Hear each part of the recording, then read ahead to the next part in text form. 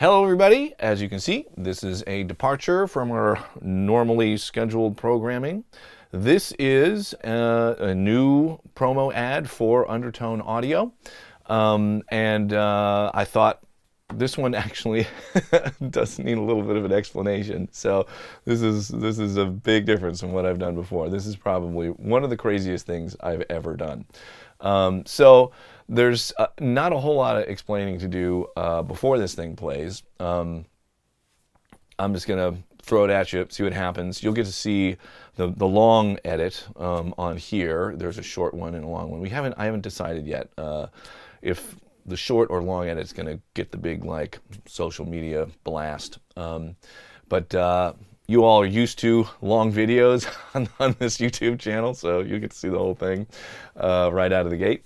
And the only thing I'll say before I play this at you is if you are at all uncomfortable with any nudity, like even appropriately blurred nudity, you'll probably want to skip this.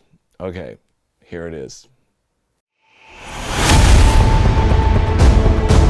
This is the Ultimate Survivor Challenge, where two people team up to test their survival skills in the untamed wilderness. Bayer and Scared.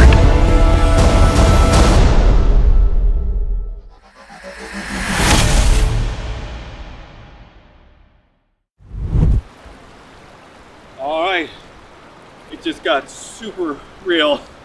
I am out in the middle of nowhere in the woods and it's fucking freezing and I'm naked and I gotta say, like, I didn't really prepare for this.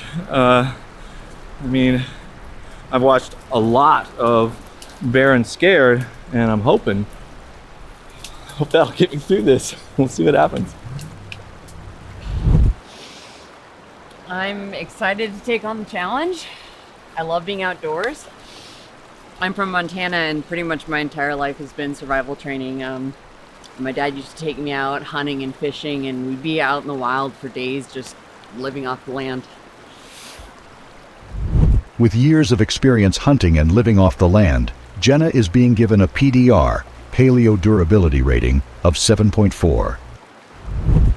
Being that Eric's only apparent survival experience is watching lots of Bear and Scared, we've given him a PDR of 3.4. We'd like to emphasize that this is the lowest PDR ever given in the history of the show. Well, hello there. Hey, how's it going? Good, I guess. I thought I was gonna be a little underdressed for this, but looks like you wore the same outfit. Yeah. I guess I'm okay. Hi, I'm Jenna. Nice to meet you. I'm Eric. Nice to meet you. I think I see our bags over there. Should we grab them and see what we got? Yeah, let's check it out.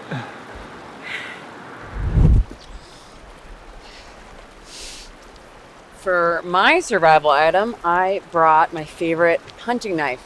Cool. It should help us building shelters, making snares and traps, should help keep us fed and dry. Oh, that's perfect. What'd you bring? I brought an UnFairchild. What is an UnFairchild? Well, it's just like the original Fairchild circuit, except we added tons of new features. It has individual attack and release controls. You can adjust the DC threshold. There's stereo linking. You can even do like feed forward compression. Wait. I don't get it. How is this going to help us survive at all? It's gonna sound amazing.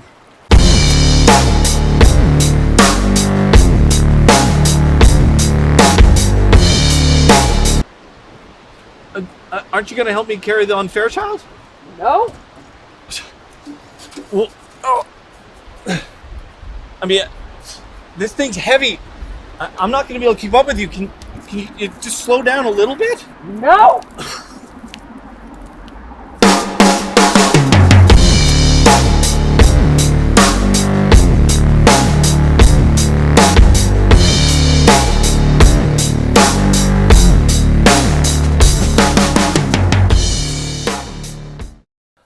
Okay, so there you go. That's probably more of me than anybody wants to see. But hopefully people will get it in the spirit that it was done. I'm just trying to do something that would be funny, unexpected. You know, I mean, I've done so many of these demonstration videos that are just super dry. I just go, here's the product, this was the idea behind it, and here's the features, here's what it sounds like on some stuff. You know, like, I've done a bunch of those. It's great. I will always do those. It's important to have that information available for people so you can really just understand how the thing works. Obviously, this video, you don't really get a sense of how this thing works at all. But, you know, at this point, I've done plenty of demonstration videos for it. So if somebody really wants to see how it works, they can look that up. And, you know, I'm just like, I just doing all these really straight, boring. It's just boring, you know. I'm just bored with it, I guess. I don't know. Boredom can be its own problem. Because it ended up putting me naked in front of a camera. But so this is. I feel like I have to explain why this happened at all. So it started when we were at the AES convention in New York just this last year, 2022 AES, and so I was staying in a hotel. We don't have cable TV or any kind of TV in our house. And so when I was a long time ago, when Naked and Afraid first came out, I did have cable TV, and I watched the show and I actually kind of enjoyed it. It's pretty incredible. I mean, it is a real deal survival test. You know, for anybody that's not familiar with the show, it's no joke. You know, like half of the people don't make it to the end. And so. So I was staying in a hotel. They had cable, and there was just, you know, it was just playing, and so I ended up watching it again, and happened to catch an episode. There's a friend of ours that was actually a survivalist on the show, and so I got to see his episode I'd never seen before. It was super funny, but, you know, pretty crazy episode in the Florida Everglades where there's literally a hurricane blows through, and those two things are not even the most sort of crazy part of the whole thing. If you find that episode, you'll know what I'm talking about. And so I saw the episode. Then the next day, you know, we showed up early to get our booth set up for AES, and I was just telling everybody about the show. Hey, you know, I watched the show again. It's so funny, blah, blah, blah. My friend was on there. It was cool. And a couple of people had never seen the show before. So I was explaining the premise of the show. It's like, you know, you have to survive naked, you know, in some totally crazy remote place for 20 days, and all you have, you get to bring like one survival item. You know, people usually bring like a machete or a pot to boil water in or something like that. And one of the folks that works for Undertone Audio, this guy Nick Brummy, he goes, "I'd bring an UnFairchild," and we all went, ha ha ha ha ha, you know, that's funny. And then I went, hold on a second, that's really funny. That could be really funny. And that's kind of an inspired idea. And so it started there, just from Nick cracking a joke about it. And I was like, man, we got to do this. Like, it'll just be totally bonkers. And the idea of, you know, a survivor showing up and bringing this, you know, 50-pound tube compressor as their survival item is the most absurd, moronic thing you could possibly imagine, you know. And so I just kind of fell in love with the premise of it. I thought it would actually be funnier if it was me, because I'm sort of, you know, recognizable with the brand, and so instead of just having some random person do it, and then I got to do the gag about, you know, me being like the worst rated survivor they've ever had on the show, which was awesome.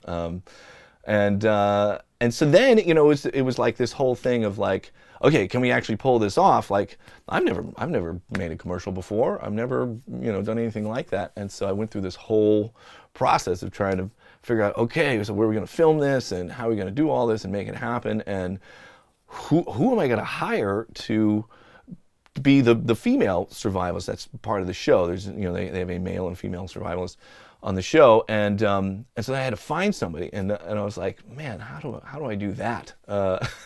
And so I actually, you know, we asked around. We have some friends that are in the TV and film world, and asked, hey, do you know anybody that might be up for doing this? And everybody's like, yeah, I don't know anybody. And so then it was really like, I got to hire somebody to do this, and you're in that weird position of like, hey, do you want to be in my commercial? Yeah, cool. okay, but you got to be naked, you know? And it's like, it's just, I don't know. It's just a weird position to be in. And so I was like, okay, so where do you find people that are going to be comfortable being naked in front of a camera? And I was like, I know who to ask. My good buddy, Blag Dahlia. Every single dwarves record in the history of the dwarves has had naked people on the cover. And so he finds these people somehow, and also in their videos, there's nudity everywhere. So I called Blag and was like, hey, so how do you hire people to be naked in front of a camera? Is that like, I don't even know where to start. And he goes, oh yeah, there's nude modeling agencies. Here's some numbers. So I called these numbers he gave me, and they were exactly what you would expect them to be. Just the sleaziest, most disgusting thing you've ever crossed paths with in your life. Like, I called maybe 2 or 3 of these places, and every time I hung up the phone, just like, oh my God, I need to take a 5-hour shower, you know?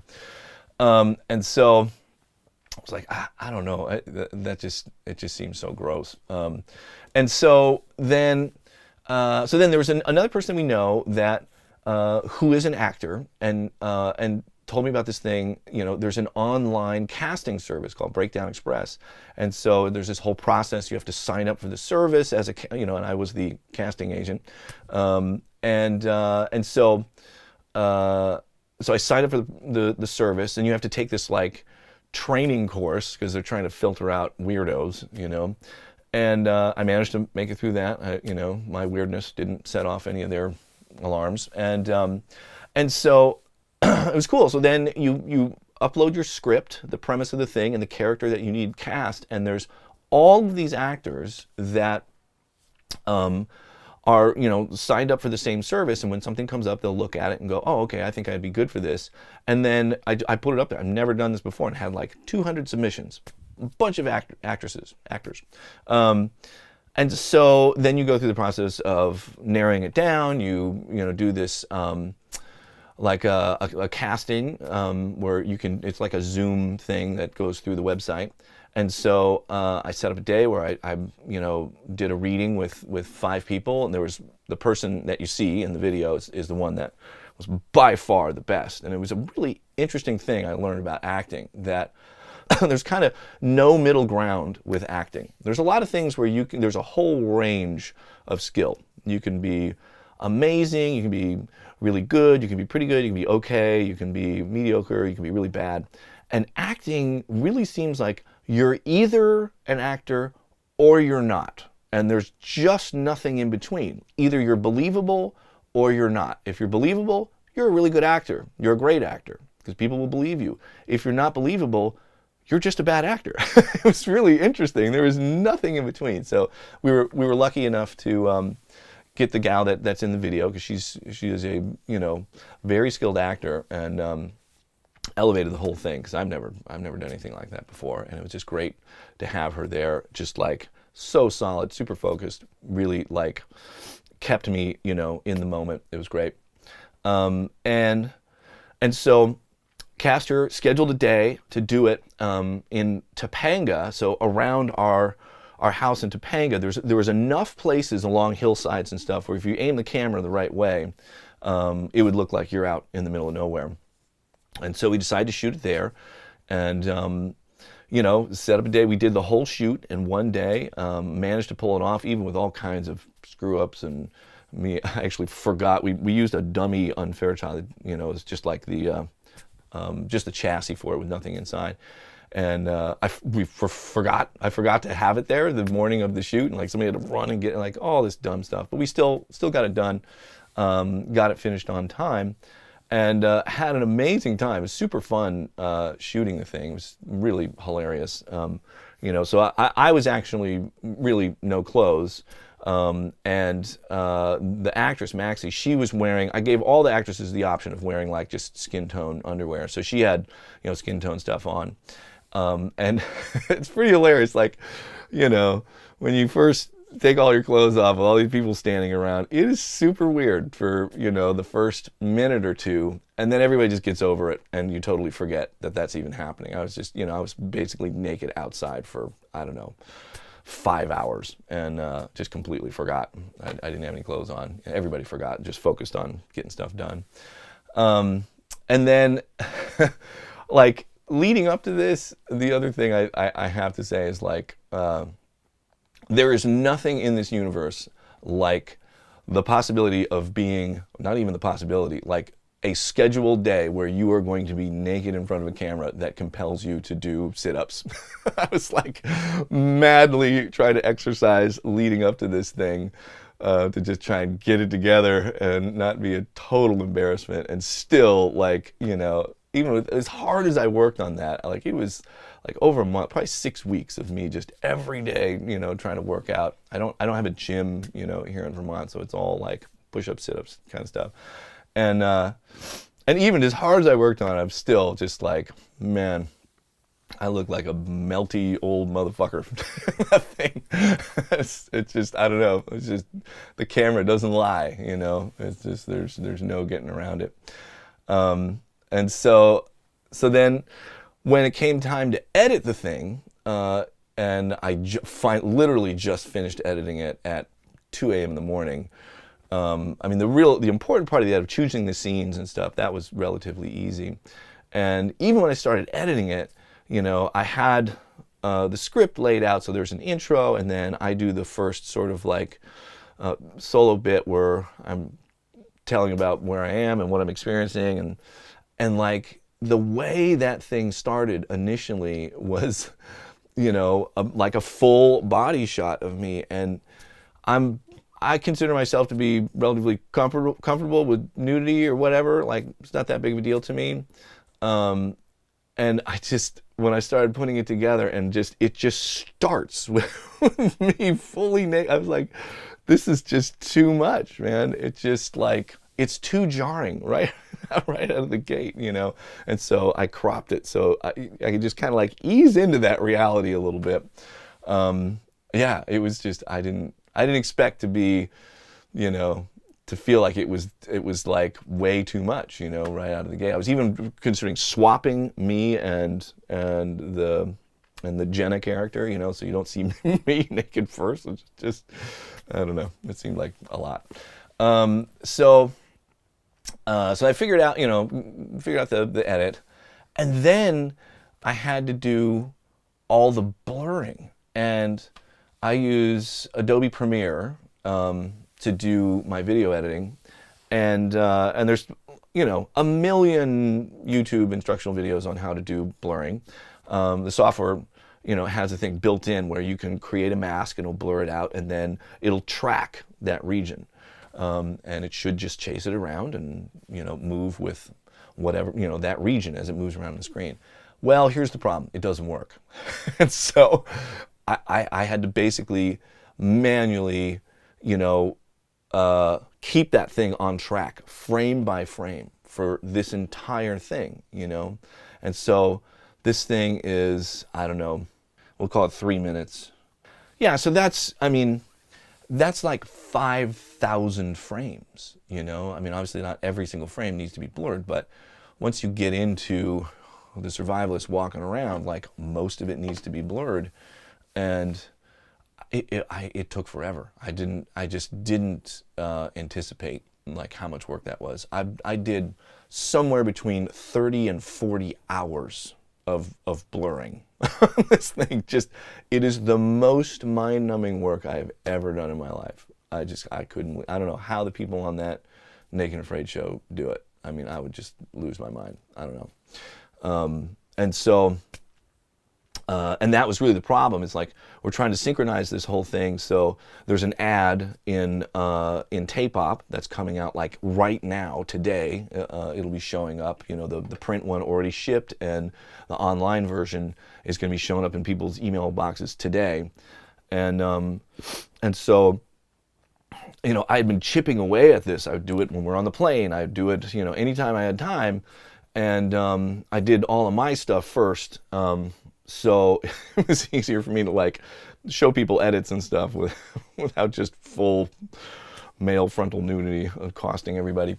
And so then I had to do all of the, you know, female survivalist stuff. and it just took forever. I couldn't believe how long it took. And so then I got myself in this position where the folks from Tape Op said, "Hey, this thing's going to come out. You asked us to let you know when it's going to come out," and they gave me like 24, maybe 36 hours of notice, and I was like, "Oh no, I've got a lot of blurring to do," and so I was up as much as I could 3 nights in a row. So Friday night, Saturday night, and last night, Sunday night, just blurring endlessly. And I'd sleep for a couple hours and then wake back up and go, like, I keep blurring, and then finally got it done last night about 2 in the morning and uploaded it. And so it's the QR code in the ad will go to a web page where that will, show the video, and so we'll see what happens. Like, this is it's a crazy experiment. I have no idea if this is going to sell any audio equipment at all. I don't know. My hope is that it will go viral in some way, so feel free to share it with whoever you want. If you think it's funny and want people to see it, please throw it out there. You're welcome to link to it or repost it or whatever people do on social media. I don't really know much about it. And just, I don't know, just have some fun, have something to talk about with this company or me or anything. Like, I just want to have this whole thing just be more interesting and unexpected and fearless and fun, instead of being like, oh, what should we do? What's the right thing to do? What's the safe thing to do? What's the appropriate thing to do? I'm just super over it, So I don't know. It might get even weirder from here. That's about as weird as it probably should get, but you never know. If we get another inspired idea, it may get even weirder. So there it is. That's the crazy new Undertone audio promo video that we put out there. I think probably at some point this week I'll do a bunch of comments and questions stuff, and then Thursday we will be back on the normally scheduled program of episodes about building the barn. So I will see you on the next one. All right, thanks for watching. Bye.